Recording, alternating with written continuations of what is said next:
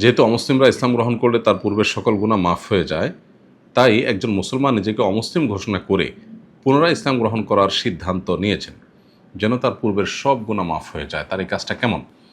খুবই গর্হিত এবং অযৌক্তিক একটি কাজ। ব্যাপারটা অনেকটা এরকম, কেউ জানলো যে মানুষ মারা গেলে তার অসুখের কষ্ট আর থাকে না। তো মানুষ যখন এটা জানলো যে মারা গেলে আর অসুখই থাকে না, তখন সে বিষ কিনে এনে পান করলো মারা যাওয়ার জন্য। তো মারা তো সে ঠিকই যাবে এবং তার অসুখের কষ্ট তো ঠিকই থাকবে না। বাট তার এই যে মারা যাওয়ার প্রচেষ্টা এবং আপনার বিষ সেবন করার প্রচেষ্টা কেন?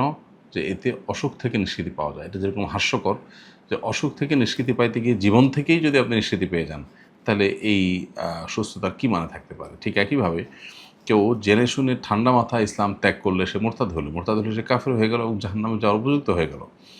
অতএব এরপরে সে নিজেকে আবার আ আপনার গুনাহ মাফকারী, গুনাহ মাফ করাতে চান সেদিক থেকে প্রচেষ্টাকারী হিসেবে দেখিয়ে আসলে তেমন কোনো লাভ হবে না। এতে গাছের গোড়া কেটে আগায় পানি দেওয়ার মতো কাজ হবে।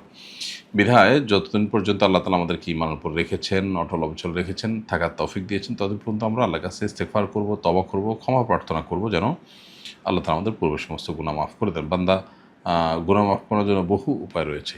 তাকে ইসলাম থেকে মোরতাদ হয়ে তারপর আবার ইসলাম ফিরে এসে গুনাহ মাফ চাইতে হবে, ব্যাপারটা সেরকম নয়।